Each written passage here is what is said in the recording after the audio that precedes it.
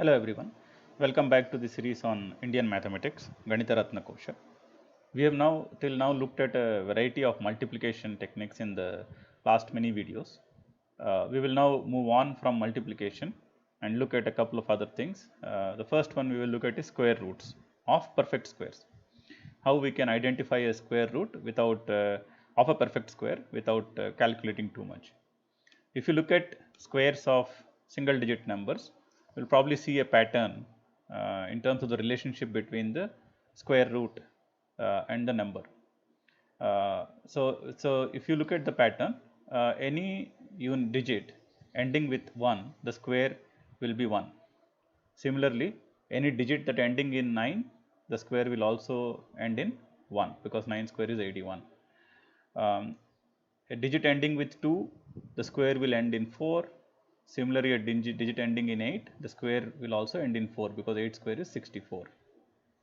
Similarly, if the digit ends in either 3 or 7, the square will end in 9 because 3 square is 9, 7 square is 49. Similarly, a digit ending in 4 and a digit ending in 6, their square will always end in 6. And if the number is ending in 5, the square will end in 5, and if it is 0 is the unit digit, the square will have a 0 in the unit digit. Now let's see if we can use this pattern to identify square roots. For example, let's say we are trying to find the square root of 576. What we do is we will then divide the number into left hand side and right hand side. So 2 digits from the right always make part of the right hand side, and the remaining is the left hand side.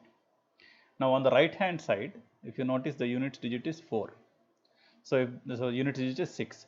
So if the unit digit is 6, then the square root should end in either 4 or 6, because 4 square ends in 6 and 6 square is 36, that is also ending in 6.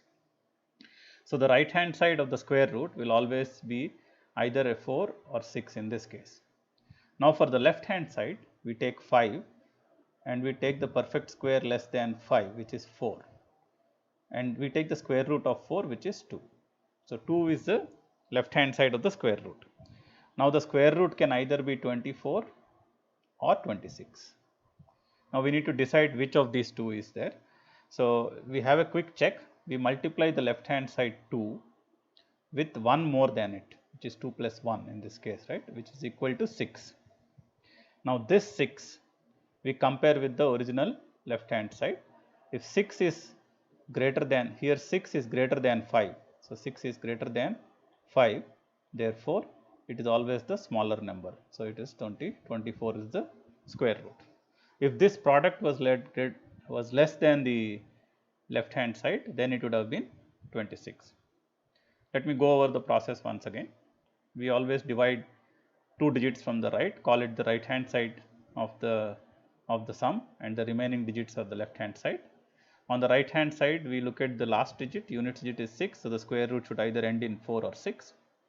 On the left hand side, we take perfect square, which is less than the left hand side, and take the square root, which is 2 in this case. So the answer, or the square root of 576, is either 24 or 26. For a check, we take the left hand side, multiply with 1 greater than 2. So it's 6. Now we compare 6 with the original left hand side we have. If it is greater, it is the smaller number. If it is lesser, it is the bigger number. Let's take one more example just for clarity. So 676, let me divide this into two parts, 6 and 76. So for 76, on the right side, 6 is the unit digit, so the square root should be either 4 or 6. Now perfect square less than 6 is 4 and its square root is 2. Again here also answer is either 24 or 26. Now I multiply 2 into 2 plus 1, which is equal to 6. So 6 is less than or equal to 6. 6 is equal to 6, and hence it is the bigger number, 26. So if this product is less than or equal to the left hand side, it is the bigger number. If it is greater, it is the smaller number. Couple more examples.